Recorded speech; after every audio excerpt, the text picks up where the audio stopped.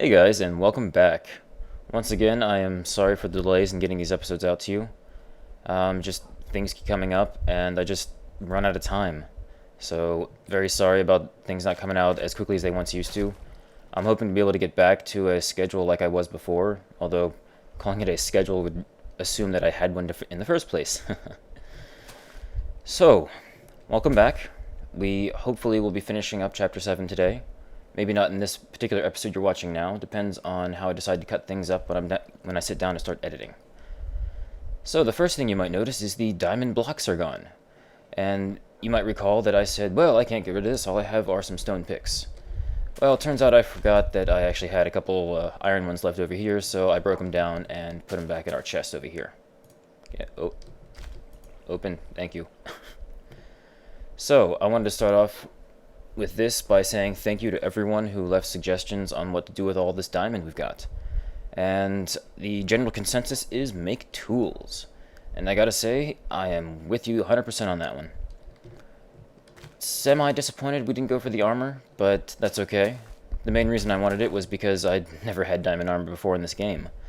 Anytime I've ever had that much diamond, it's just been like, wow, it just does not seem right to go and spend it on armor. But I decided maybe this time all of us together might choose to splurge a little. But that's okay.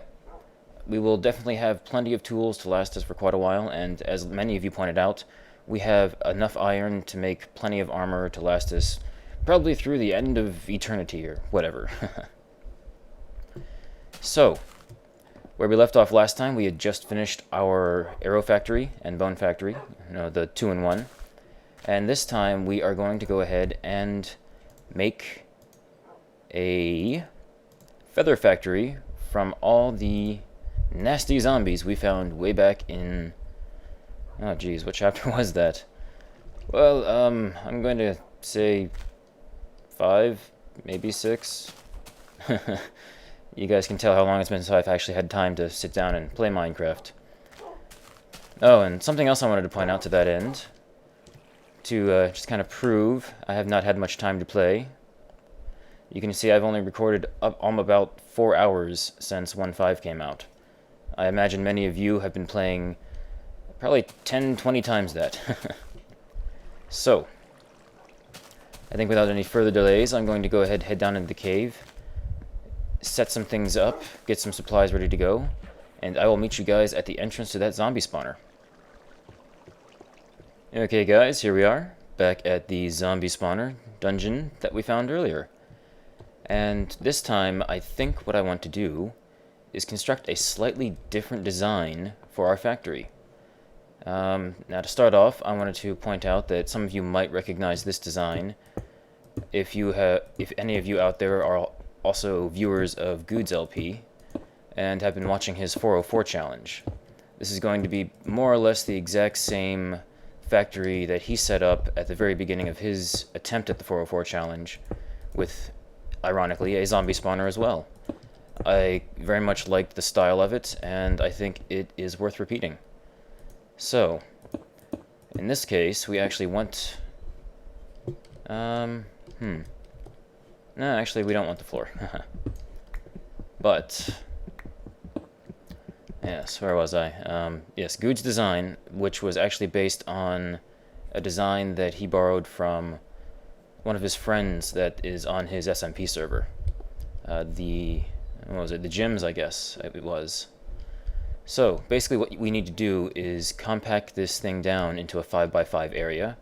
And as you can see, we've already got 5 lengthwise, so we need to kind of bring things forward a bit. So let's see what we're working with here.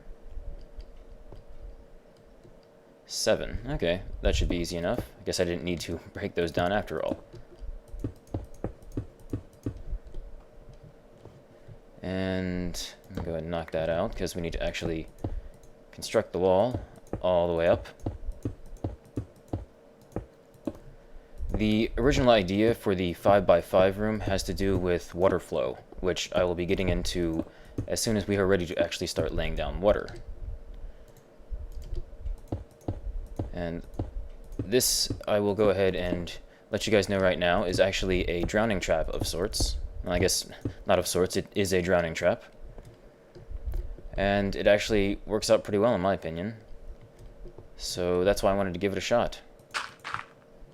So let's see. This seemed to work out pretty well for others that I've seen build this style factory. That way you can actually get rid of all the floor pieces, but still have the lockdown lighting protection that keeps the zombies from jumping. Your face! Oh, crap. You evil piece of... Ah! Of course I didn't bring any food. Oh, crap. Well, you guys do recall I warned you about being careful when you break blocks out, right? So let's do this from back here.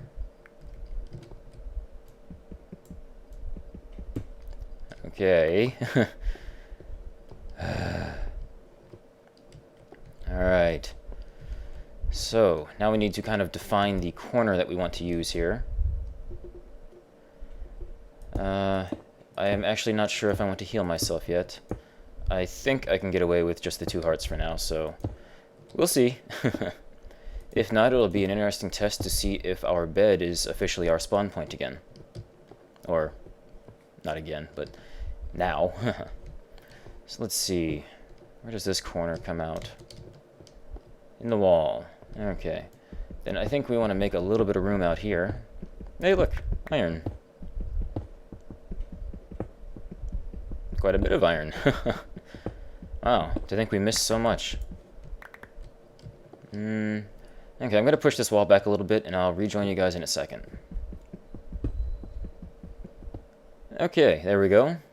Now the thing is, I don't think you actually need this room. I just kind of wanted it to work with, in case I needed the space. So, something else I forgot to mention. This is an entirely new design to me, so I wanted to kind of go ahead and record the entire experience, if you will, to kind of get you guys the whole beginning to end kind of design style and all that, of what happens if you mess up, and, well, maybe I thought it'd be interesting to see what it's like when I build something incorrectly. So, now that we've got a little space, we need to go ahead and actually let's go ahead and open this up a little bit. Okay, I think that'll work out pretty well. And we might actually be able to close this up, I think. So, what we want to do is go ahead and dig a little hole out this way, because this is going to be the eventual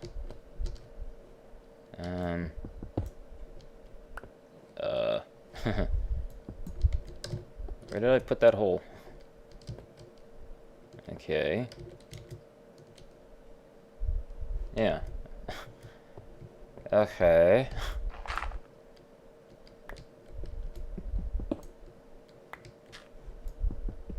There it is. Jeez.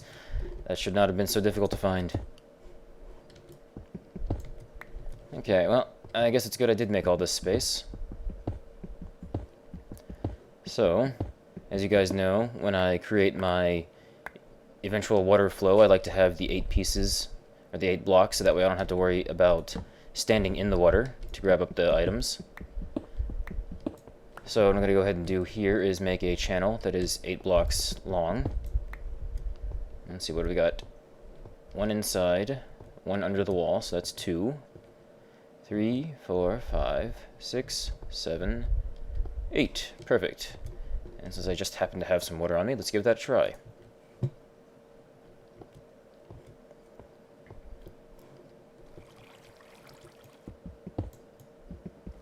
Perfect. Alright. That is exactly what I wanted to see. Add a little light.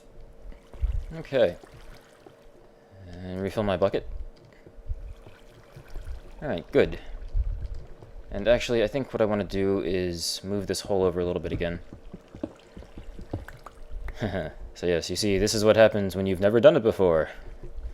You make mistakes. But that's okay, because that's how you learn. Alright, I think I like that. So, this one is somewhat interesting.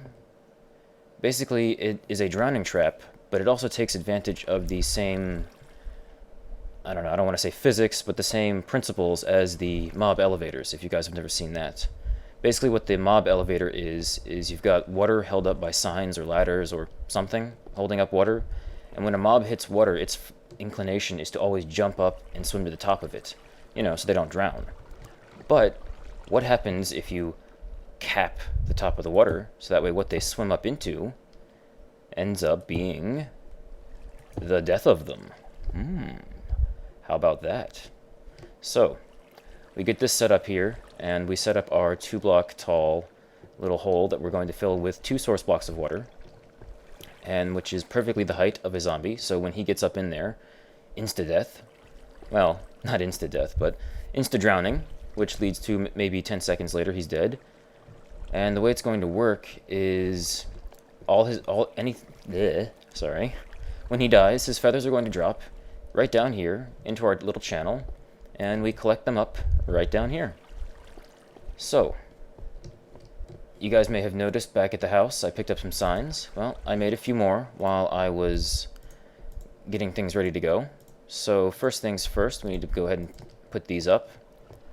Now what we want to do is make sure that, let's see, yes, we want to have one here, because that's going to hold up the source blocks up here.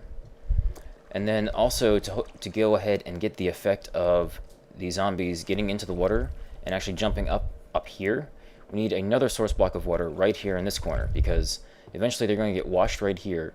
They're going to hit this one, and they're going to jump up, and they're going to get, well, in the trap. So, we need another one here, and another one here, and one more down here. This now makes a perfect spot that, when we get our water back out, if we place it right here, ta-da! It floats. And so this is what the zombies are going to get washed into. They're going to start trying to swim up here, and then eventually, as you can see, they're going to be up in this area. So let me go ahead and get one more bucket of water so we can set up this last piece of the trap. Actually, let me go ahead and leave that bottom part till last, because I think this is just going to be annoying otherwise. So, we get one up top and one underneath. Nice. The reason that I saw for needing the 2 source blocks is that it stops the water currents, and without the water currents, the zombie is actually able to swim up the water faster, so thereby increasing the efficiency of your factory, which is always something you want. Okay, Cave, so I left some stuff dark. Be quiet. Okay, so this is the basic kill area. Zombie gets here, swims up, and oh no, he keeps swimming up trying to get to the top, but there is no top. What does he do?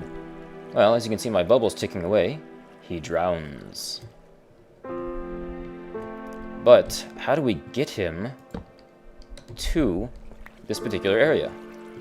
Well, this is where the 5x5 comes into play. Given the way water physics works, a 5x5 is the exact size that you want for perfectly washing them right into the trap, which ends up working out very nicely. So, let me go ahead and actually knock out my torches while I can still move around easily. We will drop our water off. Get out of here real quick. Drop this down, and then turn it on. Dang it! I hope this doesn't kill me.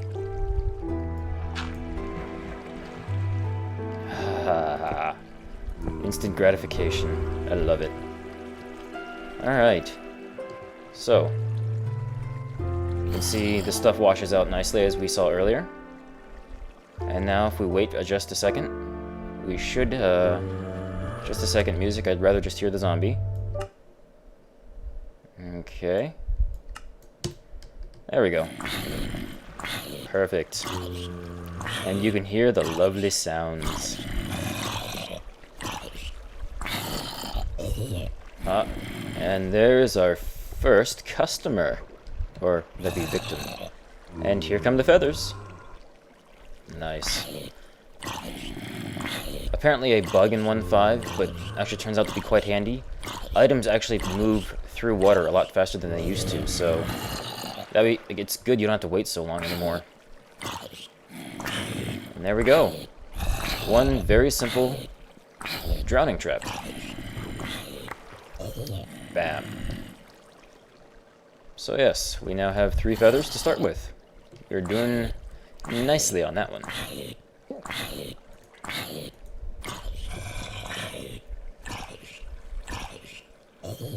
Ah, such a lovely sound. So I think in the factory fashion we've had so far, I'm going to go ahead and take a 10 or 15 minute break just to let the factory run and we can gauge its efficiency. So I will see you guys back in about 15 minutes. No, I'll see you in 15 minutes. You'll see me in like 3 seconds, so see you later.